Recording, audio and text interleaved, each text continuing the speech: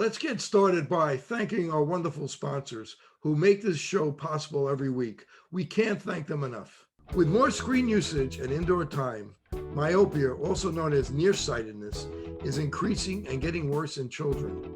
Now, certified eye doctors can prescribe MiSight One Day, the first and only FDA-approved soft contact lens to slow myopia progression in age-appropriate children. Visit CooperVision.com to find a Brilliant Futures certified eye doctor near you. Welcome back to part 2 of my interview with Dr. DeAnn Fitzgerald. In this episode, Dr. Fitzgerald takes a deep dive into how brain trauma can affect the visual system and strategies used to help concussion patients. If you're new here and you like our interviews, press like, subscribe, share, and hit the bell to get notifications of great new interviews. And please leave comments.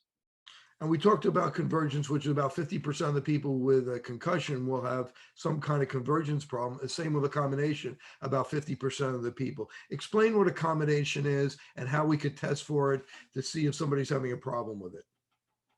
So accommodation is where, of course, we're wanting to focus and get a clear picture, either up close and then to relax it for far away. And so accommodation's often been thought to be, if you want to read something on a paper, in order to get clear and single, the eyes, first of all, have to come in, they have to converge with the muscle. And then the focusing mechanism of the eye has to ratchet it in like a magnifier, we'll call it. And so those systems all have to work well together. If either one of those systems is off even a little bit, a person's going to see double. They're going to have a foggy brain. They can be contributed to memory loss. So there are various different ways in order to do that. I don't start with near point of convergence. I don't start with pencil push-ups. And the reason I don't start with pencil push-ups is because I think it's a spatial problem. And so I keep my student athletes 18 inches out further, open up their periphery. Oftentimes when I'm able to do that, their convergence and their accommodative issues go away because I've been able to solve some of the concussion affect. So you start therapy with periphery, not with central. And that may be one of the reasons why some of the studies have been mixed, because they're starting with doing therapy for convergence rather than working on the periphery. Would that be a correct statement?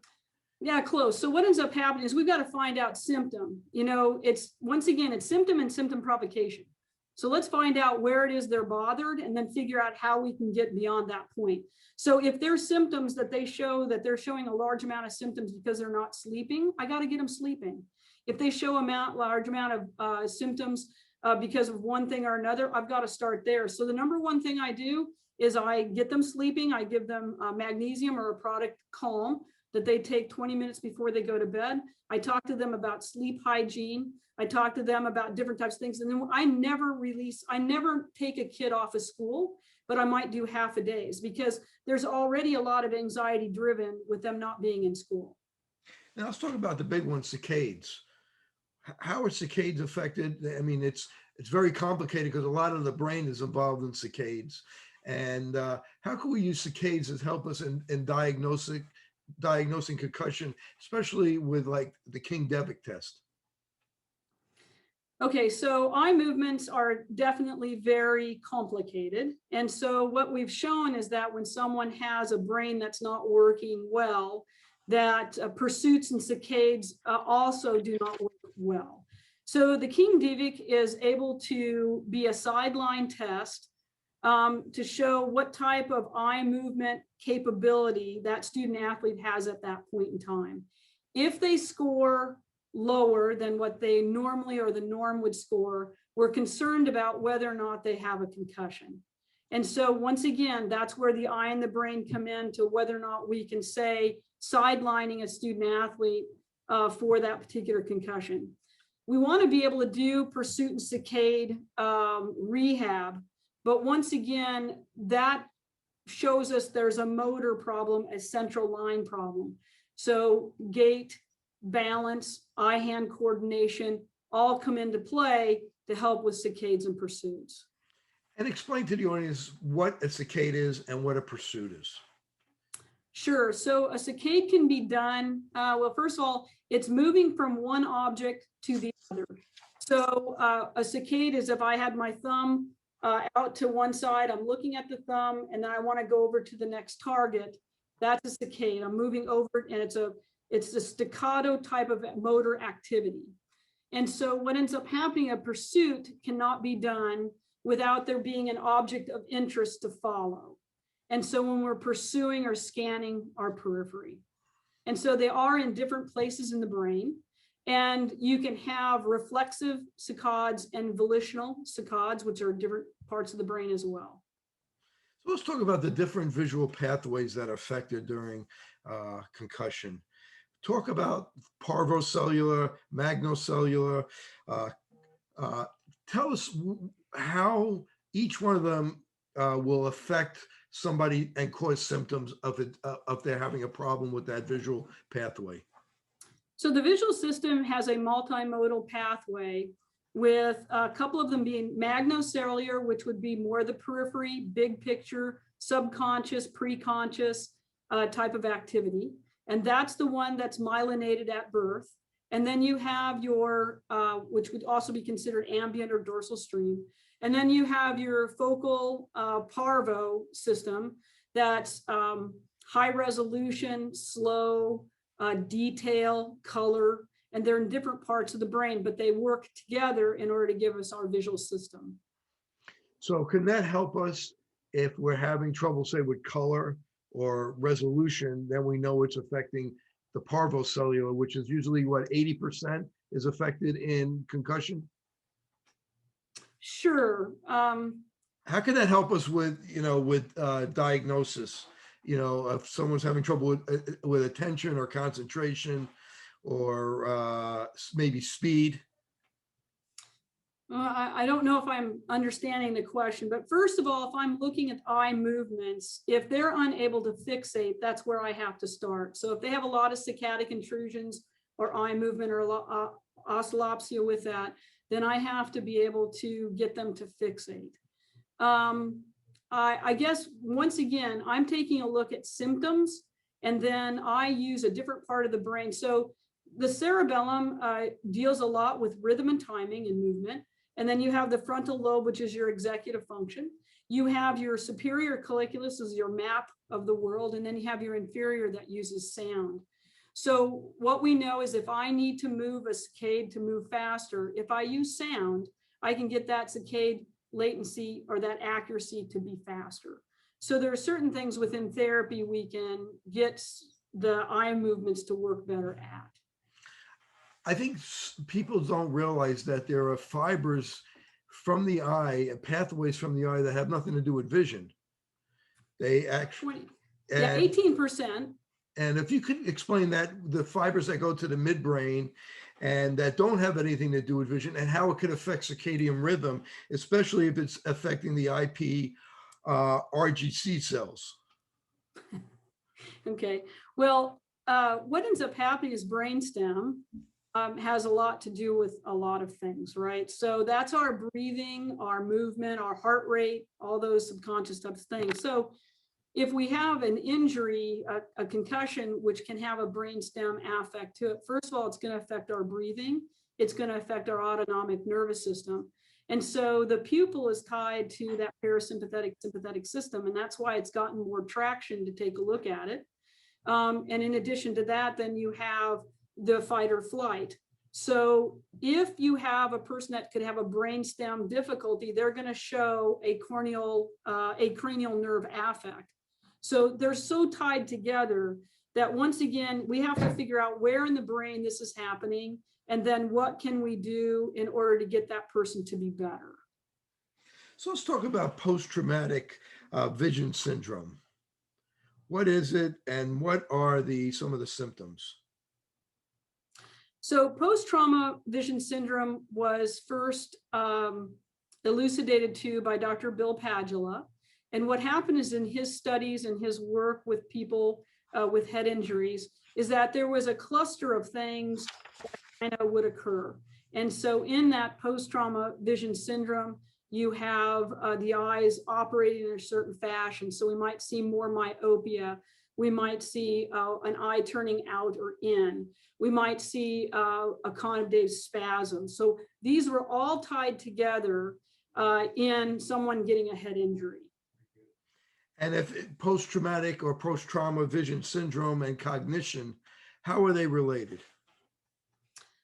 So what we kind of think we know is that cognitive issues that persist after a concussion are unresolved vision vestibular issues. And anxiety issues that pursue after a concussion are unresolved vision vestibular issues.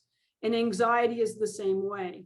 So vision and vestibular have a great affect on the upward part of the brain, the frontal, the cerebellum, that sort of thing, and also downward, the brainstem, posture, gait. So it's related in that fashion. And so it was a cluster of symptoms that showed up when people would have that kind of head injury. And focal binding, where things are all crowded together. Can you talk about that phenomenon? Focal binding is more tied to, and I use it simply, would be pencil push-ups. So when people, when certain professions have someone that may have a receded NPC, their idea of treating that NPC, receded NPC, is to have them stare at a pencil and then move it forward and backward until they're able to do that. The difficulty with that is that that's focally binding them. What they're doing is they're shutting down their peripheral system in order to try and get their central system to come online. And what we find is that most of these patients gets worse. Why? Because we need our peripheral vision in order to walk around in space. So I can't get from point A to point B if I'm looking through a toilet paper roll and suppressing my peripheral vision. I need my peripheral vision in order to get through the world. And is that something that's common with post-trauma or traumatic visual syndrome? Yes, absolutely common. That's why you do not want to start with pencil push-ups. You do not want to start with central visual tasks on an already disrupted peripheral vestibular system. Now, let's talk about sideline testing for concussion. So if you combine King-Devick with the SCAT test, how much does that help us? Or combine it with one of the other tests like MACE or one of the concussion diagnostic tests for an athlete that's on the sideline? Yeah, so out in the field, the King-Devick plus a best test, which is a balance test, plus the SCAT, which is that sport-specific test, that's 100% diagnostic for a concussion. Explain what the King-Devick test is, how it's performed, and what the athlete has to do, and then if you could explain the SCAT test. So the King-Devick uses 3 different challenges using numbers. And what happens is the athlete needs to be able to call out those numbers as they're scanning across a page. And what happens is that if they are able, it's within 5 seconds of what they can do. Let's say they can do it in 11 seconds when they don't have a concussion. They did it in 18 after they got hit. We're probably going to pull that student athlete from play because we feel as though the King-Devick is showing us that they have a deficit in that.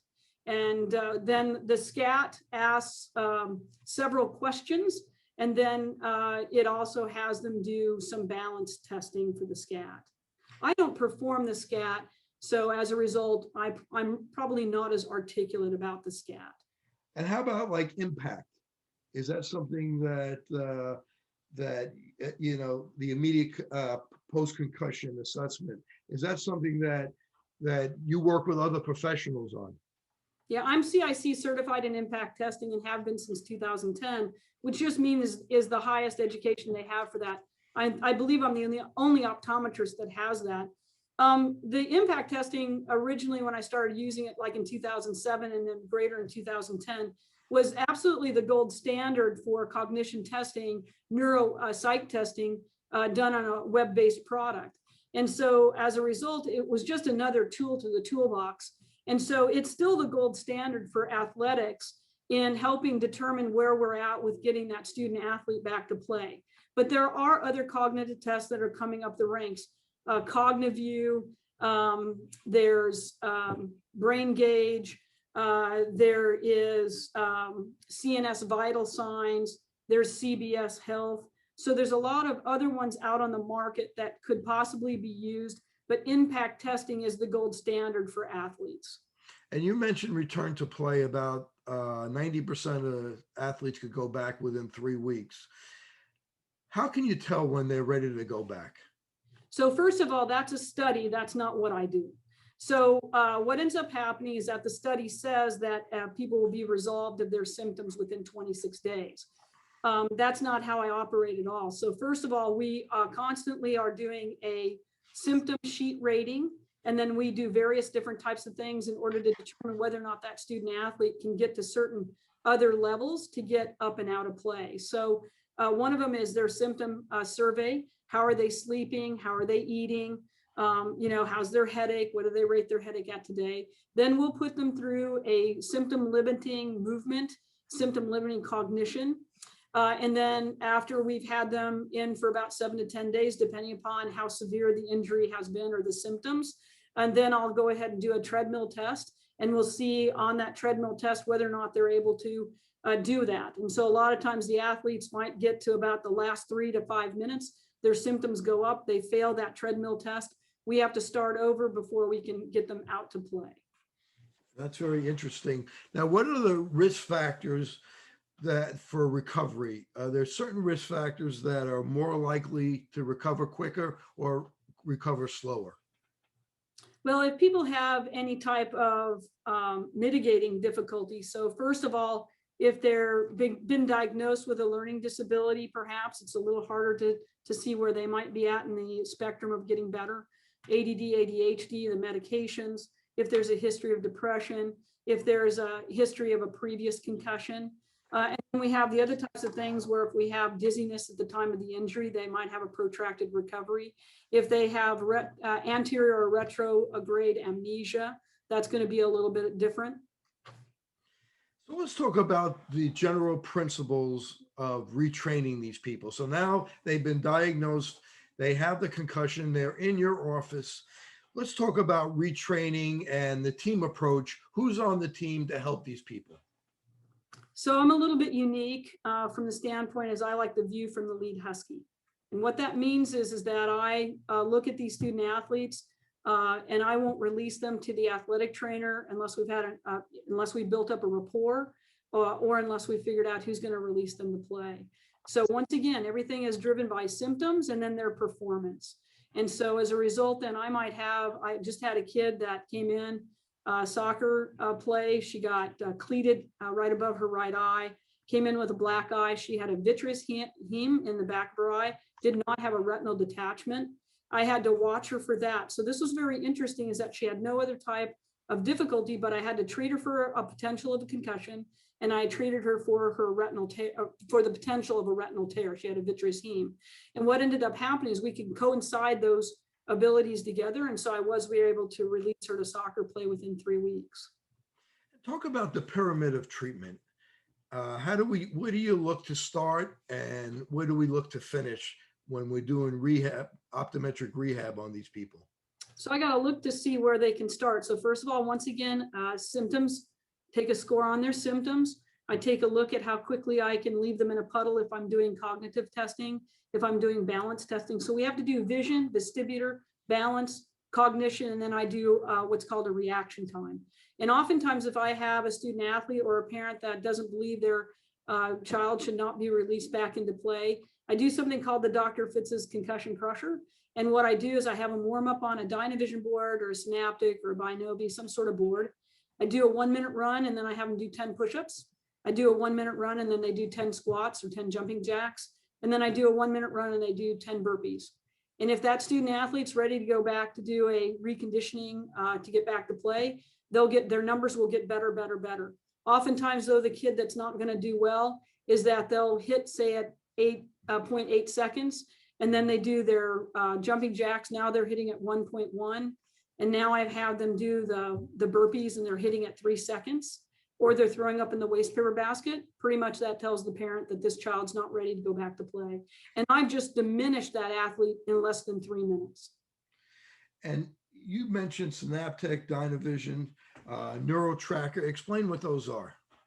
And those are all, yeah, so they're different pieces of technical equipment for eye-hand coordination. And what's really nice is I can't release an athlete to play until I know their reaction time. And I want to know the reaction time on that objective view. And so Binobi, like I said, Synaptic, Dynavision, There's one other out there, I can't think of it.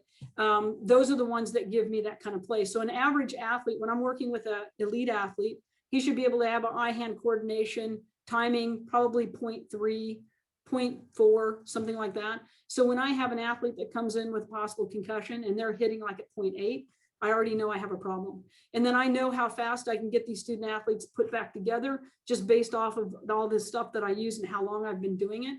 So if I don't notice that they're getting incredibly better by 3 to 5 days, then I've got to look to something else. And that's when I found that some of these student athletes have undiagnosed thyroid difficulty.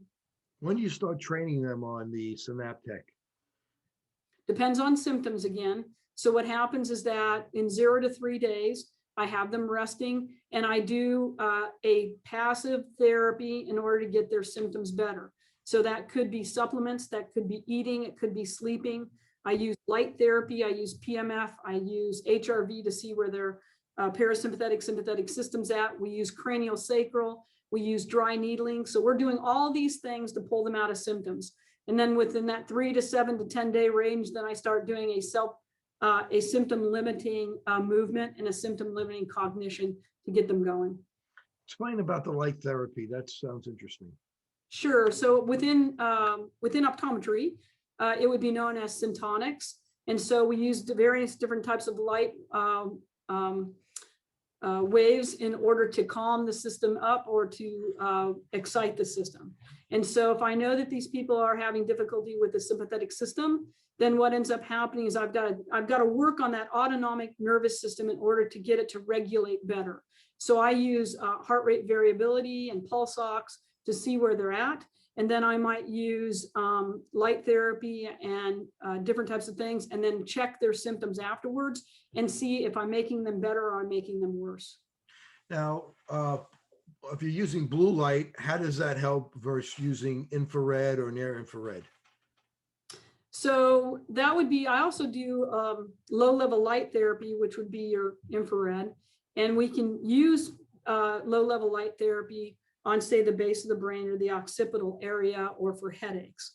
For syntonics, I'm looking at it more autonomic nervous system. So what happens is blue light might calm the system down and red light might rev it up. Now it's a very simplistic look at it. So one of the things I do is I might use something called alpha omega, which alpha omega, which is red. And what happens is that stomps on the sympathetic system a little bit to wake it up. And then I might use something like a mu epsilon to calm it down. Now, no one should be using light without the appropriate education. So this is not an educational moment here for anybody to do this. Light therapy can be very, very stimulating and can affect that patient a lot. So people need to know what they're doing with that light therapy, whether it's low level light therapy or syntonics. And what's dry needling? I don't do the technique. I have a person that does that. So I have an athletic trainer that's been trained in dry needling, and they use a particular neck and ear pattern. And what is it? What is it? Dry needling is acupuncture. Oh, it's acupuncture. Dry needling by physical therapy and athletic therapy is dry needling. Acupuncture is an acupuncturist. And explain how the exam that a neuro-optometrist that's doing rehab, a rehab specialist, has a different exam than a regular optometrist. How the exam is different. What are the parts of the exam that you're doing, that you're looking for, that the general optometrist that's not trained in this isn't? Well, first of all, I've got to do a structure exam. So I still have to look and make sure there's not a tear in the retina, there's not a traumatic iritis. So I'm doing all that structurally. But secondly, I can do a 5-minute neuro exam where I check their cerebellum, their frontal lobe, and their brainstem. And I'm going to check their gait and balance and their cranial nerves in order to see if there's any type of problem. That's the difference. And then what we have to do is figure out then what the appropriate therapy is to get that patient better. What is visual neglect? That's where someone can have an insult to the brain, the right or left hemisphere, depending upon where that's at. Most notably the parietal lobe area. And what happens is that even though they can see, let's use a bad example, let's say they have left visual neglect, They don't have a scotoma there, so it's not that it structurally isn't working. What happens is that they don't pay attention to that area. So that would be spatial neglect. And, I know everybody's different, but what's the logical, you have a logical treatment order to doing therapy for these people, starting with fixations and looking at the parietal lobe. If you could kind of outline that a little bit for us. So first of all, I'll do the exam to make sure that there's not a structural problem. And so if you have a patient that has a third nerve palsy, I'm going to treat them a little bit differently than someone who has a near point of convergence difficulty. But I want to see whether or not their cerebellum, their brainstem, and their frontal lobe are working well enough for me to work with it. If they're not, like when you have patients who have cerebellar disease or cerebellar atrophy, what might I do differently for that patient to get them better? And so I look at it from that. Where in the brain is it being affected? And what are the 3 things I can do to fix that, quote unquote? And one of them is I've got to look at the area of the brain. Can I stimulate the area of the brain directly? Do I stimulate the area of the brain indirectly? And how do I get fuel to it? How do I get blood supply? How do I get oxygen to it? That's the approach. So sometimes prisms are used or special lenses. How are prisms helpful? So And when are they look at it. helpful? Sure. So when we look at ourselves, I consider myself a light bender. So with plus lenses and minus lenses, I'm moving that light around.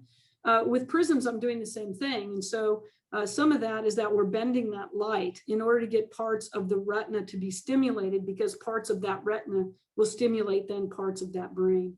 So we have the ambient system prism use, which is stimulating parts of that brain and changing their posture and their gait. And then we have double vision, that sort of thing, which is the focal aspect of prisms. And so we have a really broad range with prisms that we can use in order to get patients better. And how about tints? How are they helpful?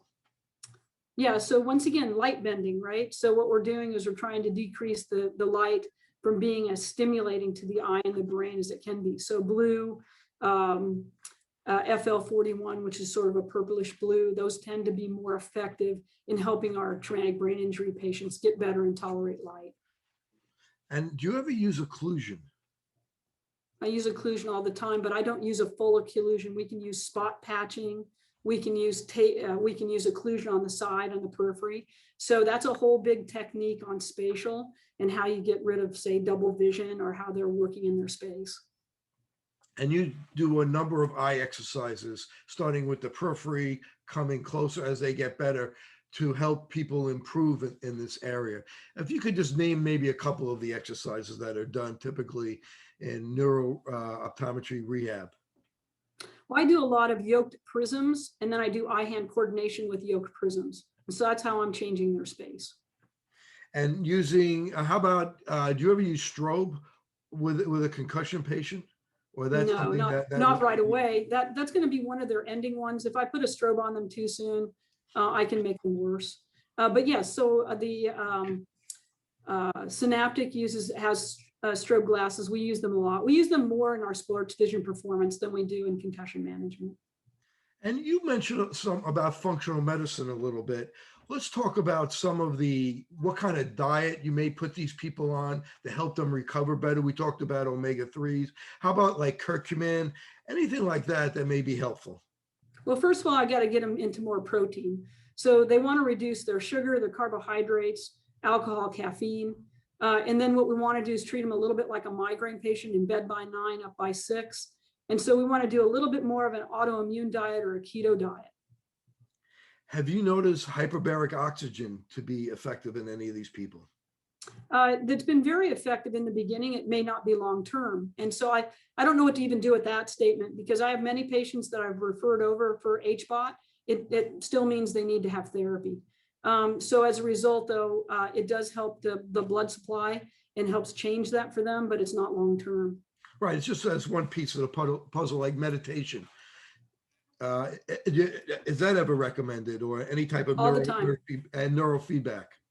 Yeah, so mindfulness and meditation are highly regarded within that brain realm. And so that's part of the sleep hygiene, is talking to patients about how they do that. Neurofeedback, I don't do that. That's not within my repertoire. And we have one person in the area once again, it doesn't seem to be a sustainable therapy. It doesn't mean that people shouldn't go for it. One of the therapies that we do is I have something called Pinnacle, where I do vision, vestibular, auditory, and proprioception all at the same time. So I have a chair that moves in a 360-degree movement. And so as a result, what happens is I do immersion therapy with them. And what we're finding is that by moving that spinal fluid and lavaging that brain by tipping and moving that, and then using vision, vestibular, auditory at the same time, we've been able to get these patients better faster. And what have you seen with pharmaceutical therapy, like Elavil or Ritalin or Lamictal? Have you seen this to be any help? And is it used? Is it used where you're practicing within your group? Is that something being used often? My first comment would be medicine didn't get, pharmaceuticals didn't get you into this, and pharmaceuticals aren't going to get you out of it. But at the same point in time, I'm not the diagnostician for that. So I think withholding appropriate medication is abuse. So I would never do that. But once again, I would recommend for those, for anyone, to turn over any rock and see any provider in order to determine how they can get better. And how about going off the track just a little bit, essential oils? Have you seen that, progesterone being used? So sure, progesterone I've seen being used in nitric oxide along with glutamate cream. I can't really talk to them, speak to it about it much, just because I haven't seen that much information on it. I just know that it's out there. And as far as aromatherapy or anything like that, all those things can be effective to help people with their limbic system, but I'm not well trained in that area. And how about when do you start with exercise? I would start them at exercise as soon as their symptoms are decreased. Not all symptoms have to go away. And then we can use like a treadmill test or a bike test to determine how their heart rate is affecting their headache.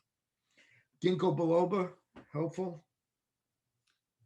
Okay, well, you have to find out what the standard of care in your area is. And so the standard of care in my area would be not putting someone on something like that has concussion, traumatic brain injury, stroke, or neurodegenerative affect unless that's been agreed upon by the MD. And we talked about the disadvantages of CBD. How about using it as treatment? Are they using that as treatment where you are? And does anybody use it as treatment for concussion patients? Sure, they do. I'm not sure that I'm the one that would be in favor of that. We have cannabinoid receptors in our brain. And so the problem is, though, we don't have any way of knowing what target we're hitting. So that's the difficulty. So when I've had patients come in who are using CBD oil after they've had a concussion, oftentimes when I get them off the CBD oil, they actually do better. So I don't know what the connection is because it's not like I can draw a blood test and say, gosh, you're minus in this, so you need that. CBD doesn't have that connection like that. Plus that it doesn't have the purity rate. So if you're got one bottle of CBD oil versus another, they don't match up. So we have some real problems with quality. So tell us a little bit about Nora. If somebody out there wants to find a Nora doctor, how could they do it? So Neuro-Optometric rehab began in 1986 with one of the founding fathers, being Dr. Bill Padula. And what ends up Vince Vici, Dr. Vince Vici. You can go out on the website, the Neuro-Optometric Rehab Association. We're across the board allied healthcare professionals. So we have athletic trainers, PTs, ODs, OTs in this group. And it's just a like-mindedness group trying to move patients forward with having good conversations about rehab. Dr. Vici is in New Jersey, where I am. Yeah. So if someone wants to find out more about Dr. Fitzgerald, how could they do that? Sure, just use docfitzgerald.com or come visit me on my website. I also have a Facebook page, Train Your Brain to See Again, where we open up a discussion about concussion and different types of things. I also have a website called i2brain.org. So it's EYE2 brain.org. And what I have is I have various webinars, free material documents that people can use for concussion and brain management. Well, I want to thank the amazing Dr. DeAnn Fitzgerald for joining me today. She's a wealth of information. She's a world leader in this area. So Really, we really thank you to educate the public out there so they understand a little bit about some of the subspecialties in optometry and really how smart some of our optometrists really are. So I want to thank you for helping so many patients, educating me and educating my audience. Thank you, Dr. Fitzgerald. Thank you. I appreciate it, Carrie. You have a great day. And until next time, this is Dr. Kerry Gelb for the Open Your Eyes podcast.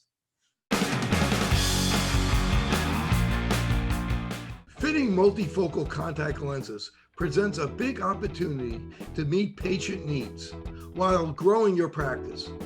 Alcon is your partner not only with our innovative portfolio, but through e-learning. Learn to enhance your multifocal strategy today with the Alcon Experience Academy. Since I bought Safe For You, my dad makes me clean his boat. Es natural y es un buen producto. Every time I go back to school, my mom always makes sure that I have my Safe For You products. I bring extra, and my roommates certainly don't mind. It's a good thing I had Safe For You to clean up after this little guy. When my hands get dry, I like to wash them with Safe For You.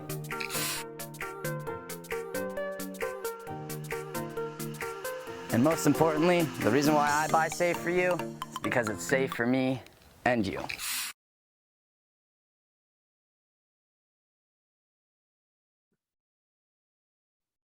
Welcome back to part 2 of my interview with Dr. DeAnn Fitzgerald. In this episode, Dr. Fitzgerald takes a deep dive into how brain trauma can affect the visual system and strategies used to help concussion patients. If you're new here and you like our interviews, press like, subscribe, share, and hit the bell to get notifications of great new interviews. And please leave comments. Take 2. Welcome back to part 2 of my interview with Dr. DeAnn Fitzgerald. In this episode, Dr. Fitzgerald takes a deep dive into brain. Cut. Take 3. Welcome back to part 2 of my interview with Dr. DeAnn Fitzgerald. In this episode, Dr. Fitzgerald takes a deep dive into how brain trauma can affect the visual system and strategies used to help concussion patients. If you're new here and you like our interviews, press like, subscribe, share, and hit the bell to get notifications of great new interviews. And please leave comments.